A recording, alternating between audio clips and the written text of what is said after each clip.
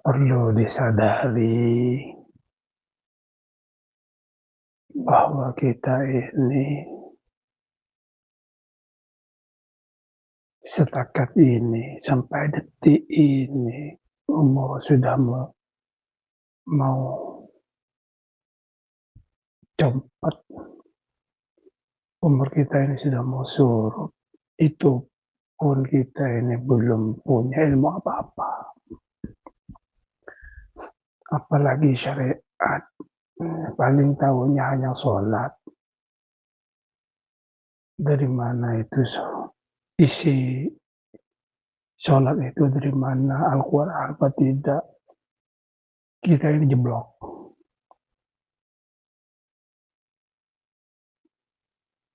Jadi nggak usah banyak-banyak syariat, semua hukum, syariat sholat ini, apa yang kita baca, apa yang kita lakukan dalam sholat ini, syariatnya kita ini masih jeblok. Jadi kita ini bodoh sebodoh-bodohnya. Dari sisi syariat jeblok, dari sisi hakikat dia jeblok, tambah jeblok. Iya, kita ini hanya belajar teori, belum tentu dilakukan.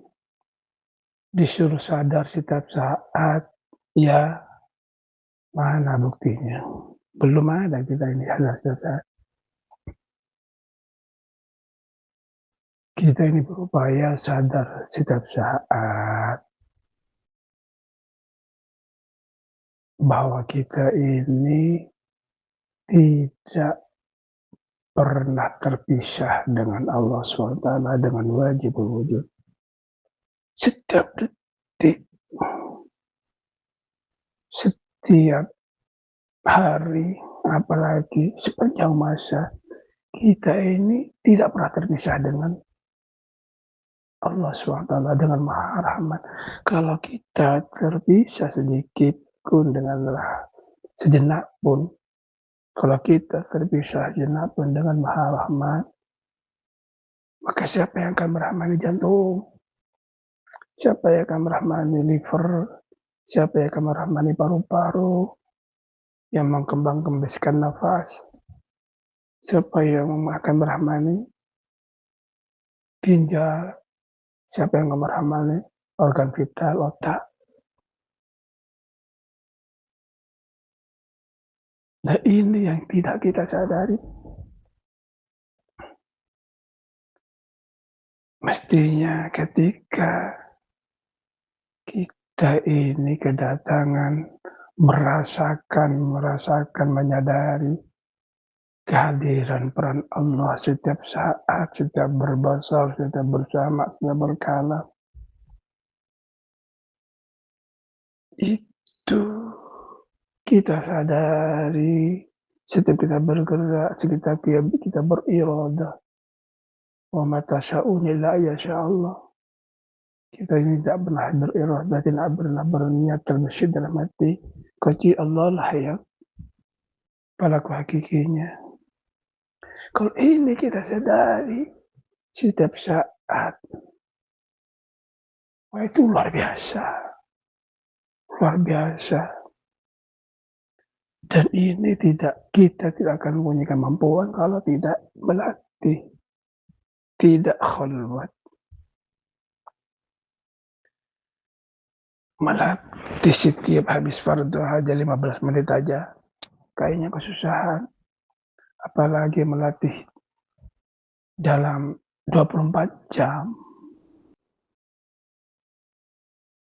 Melatih 1 jam aja di tengah malam, susah, melungker. Kita ini hanya menyadari, merasakan akan kehadiran Allah setiap detik, setiap saat. Bukan dikengken wiritan sekian ribu, sholat sekian ribu, enggak. Hanya menyadari, diam, tidak usah ngomong. Itu kita ini jeblok. Jadi nggak usah terpancing dengan apa yang terjadi di luar.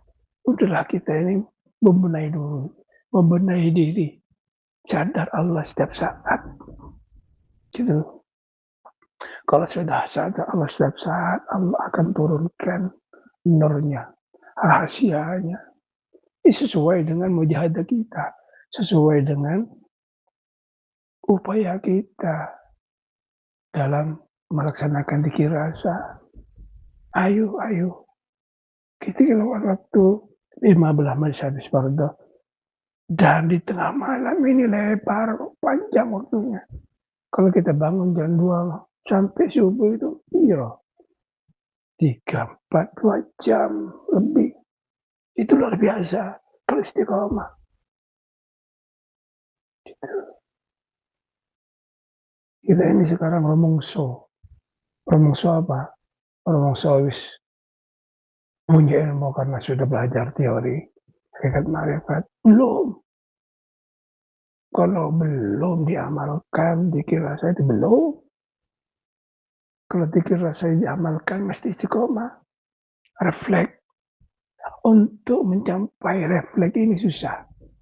Susah sekali untuk mencapai refleks ini. Tingkatan refleks susah. Kalau tidak kulino. Seperti orang yang mengatakan, innalillahi wa inna ilaihi raji'un ketika dia kesandung batu. Kenapa dia refleks? Karena dibiasakan sebelumnya. Ketika siap kesandung, ketika dia kena musibah, innalillahi wa inna ilaihi raji'un. Namanya kesadaran kita itu seperti itu. Maunya sih refleks kayak itu. Mau bangun, mau tidur, langsung refleks. Dikira saja jalan. Itu maunya kita ini. Ayo kita ini bersama-sama. Bukan berarti saya sudah paling tepat. Kita ini belum apa juga. Kita ini mengajak bersama-sama. Mengajak bersama-sama. Ya. Kita ini bodoh. Kita ini apa yang dibaca dalam sholat saja nggak tahu.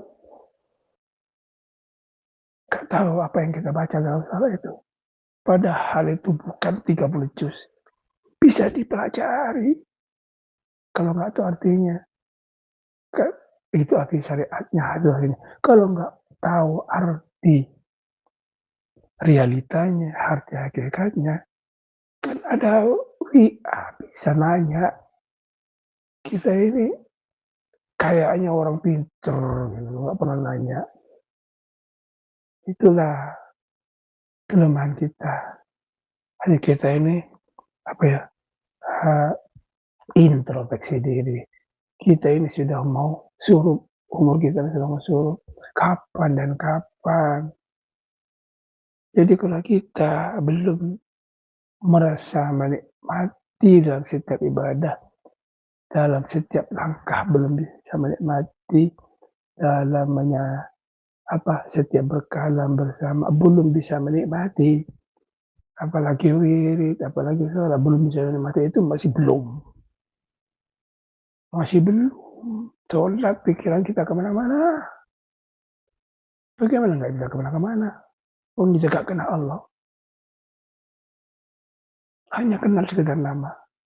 Sholat anak kewajiban itu rata-rata. Kenal Allah itu sudah ada konsepnya, bola balik. Sudah ada konsepnya. Harus mengenali nama dan nama sifatnya.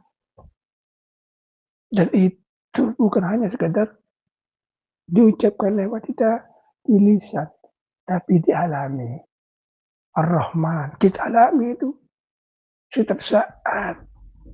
Dari ujung kuku sampai ujung rambut kita dirahmani, itu namanya mengalami, merasakan. Tapi kalau belum, itu baru nama sifat Ar-Rahman yang lain. Kita ini belum apa-apa. Bagaimana kita bisa tidak akan melayang pikiran kita? Apa yang kita ucapkan tuh hanya tidak bareng dengan jiwa, tidak bareng, tidak serasi dengan jiwa, dengan hati sanubari tidak serasi. Jadi seakan-akan lidah itu berjalan sendiri, jiwanya kemana-mana melayang. Kenapa? Karena nggak kenal Allah. secara utuh, sempurna. Jadi karena Allah itu tidak cukup sebagai nama, tapi af'alnya juga setiap saat Allah ini berbuat pada diri ini. Kalau Allah berbuat setiap saat pada diri ini, kemudian kita tidak sadari, itulah namanya jeblok. Wallahu khalaqakum wa ma ta'malun, sederhana. Itulah dalilnya kenapa bersaksi itu harus dialami. Karena apa yang kita ucapkan, apa yang kita kerjakan, itu perbuatan Allah.